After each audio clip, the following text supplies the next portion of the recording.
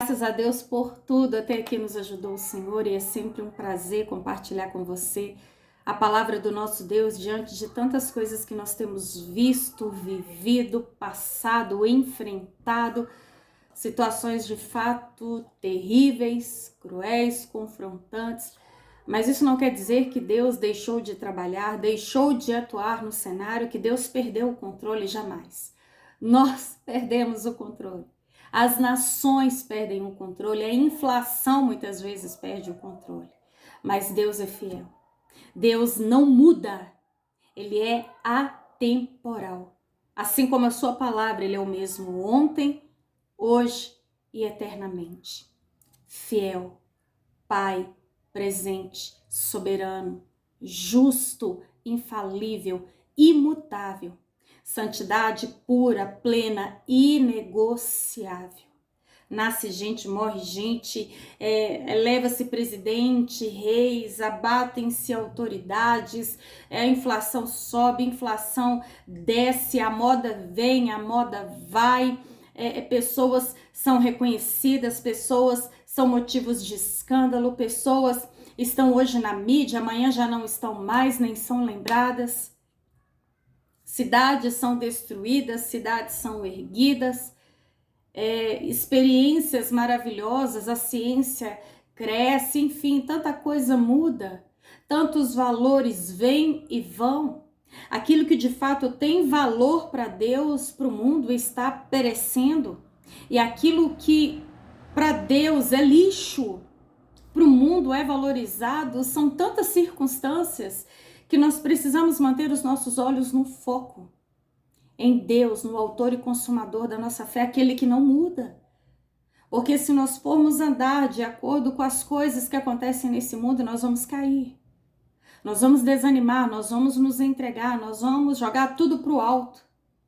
E muitas pessoas que têm casa, têm cônjuge, têm filhos, têm uma cama confortável, têm um alimento, elas vão para as ruas, achando que elas vão ser felizes, é longe da família, eu tenho que sair dessa casa para resolver minha vida, eu vou esquecer minha família, que agora eu vou criar minha, eu vou ser feliz, vou ser dono do meu nariz. E aquilo que já era uma situação difícil agora se torna pior. E infelizmente para milhares de pessoas irreversível, porque muitas nem voltam para a família. Quantas pessoas que são dadas como desaparecidas e passa ano e ninguém tem notícia. Muitas pessoas que saem dos seus lares por causa dos vícios, por causa do desemprego, por causa de uma separação, de um abandono do cônjuge. Pessoas que saem da igreja. Já viu isso? Você encontra com uma pessoa e fala: ô, meu irmão, você sumiu, o que foi? Você não voltou mais? A gente tá sentindo a sua falta, tá tudo bem? Como é que você tá? E aí aquela pessoa muitas vezes diz: é problema demais, é muita luta. É aí que você tem que buscar mais a Deus. É aí que você tem que correr mais para esses braços fortes e seguro. Segurança é somente nos braços de Deus. Não é na rua que você vai encontrar a solução, não é arrumando outro marido, outra mulher, não é mudando de emprego, mudando de cidade. A pessoa pode mudar daqui. É igual eu, estou em Belo Horizonte. A pessoa muda daqui e vai morar lá em Budapeste. Vai lá para a Arábia, vai para o Cazaquistão, vai lá para os Estados Unidos. A pessoa vai ser promovida, ter um salário extraordinário, vai ser dono de imóveis. Mas se ela foi para lá por causa de um problema que está aqui, ela foi tentando fugir, o problema não foi resolvido. O problema continua aqui. Pode-se passar anos, mas se aquilo não foi resolvido, a ferida está lá. Não adianta correr da situação. Nós vemos ali no duelo entre o exército de Israel e Golias por 40 dias. Golias vinha para a frente da batalha, bem como o exército de Israel. Só que diante das ameaças do gigante, o exército de Israel, corria, fugia, atônito, apavorado, e até Saul, que era o rei, dava um mau exemplo fugindo também. E aí, de repente, quem chega? Um jovenzinho, trazendo grãos tostados pães e queijo para os irmãos e para o comandante da tropa. E exatamente na hora que Davi chegou, ele ouviu a ameaça de Golias e ele ficou indignado. Quem é esse incircunciso? Quem é esse que desafia o exército do Deus vivo? E Davi não tinha experiência nenhuma de guerra, armadura, espada, batalha. Ele não tinha experiência nenhuma dessa forma.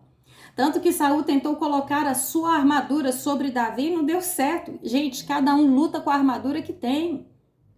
Armadura vinda direta de Deus. Aquilo que a minha vizinha usou para vencer a batalha dela, não quer dizer que eu vou usar a mesma arma que ela usou, porque eu vou ganhar, porque ela usou e ganhou. Deus dá uma estratégia a cada um, Deus derrama do espírito dele para usar cada um da forma certa. E Davi não fugiu, não correu. Porque fugir não resolve, correr não resolve. Tem situação que você tem que respirar fundo, orar, clamar e ir para cima. Enfrentar. Não adianta você fugir do medo, você tentar fugir do desemprego, você tentar fugir da enfermidade, porque o desemprego ele está ali, a enfermidade está ali, o medo está ali. E o espírito que Deus nos dá não é um espírito de medo, de temor, não. É de coragem, intrepidez, ousadia, força, poder. Jesus, pouco antes de subir aos céus, ele disse aos discípulos: ficai em Jerusalém, até que do alto sejais revestidos de poder. E vocês serão batizados, serão cheios, serão capacitados pelo Espírito Santo a enfrentar qualquer batalha. Quem tem que se retirar é o diabo, porque Deus é maior do que ele. Quem tem que tremer de medo é o cão, porque Deus é maior do que ele. Nós não temos que temer. Lógico que humanamente tem hora que a perna treme, tem hora que dá o frio na barriga, tem hora que a cabeça até dói, a mão fica trêmula, o coração acelera. Acontece. Uma situação mesmo que aconteceu comigo, eu já falei em outros relatos aqui, em outros vídeos, quando eu caí de moto a última vez, ano passado, há quase mais ou menos um ano atrás, né, um ano e meio atrás, não me lembro exatamente se foi março, se foi abril, mas eu sei que foi feia a coisa. Eu já relatei, alguns vão se lembrar que eu choquei contra o carro, passei por cima do capô e caí desacordada lá do outro lado, e quando eu abri os olhos já estava ali de bruço no asfalto. Para mim foi um choque muito grande. E na outra semana após aquela queda, eu confesso que eu fiquei com receio. Eu vou passar no mesmo lugar? Eu vou passar lá onde eu caí, onde eu me machuquei? Eu vou passar lá? Mas foi lá que aconteceu, foi terrível, foi chocante, eu vou passar lá? E até hoje, depois de quase um ano, quando eu tenho que passar por lá, eu não esqueço.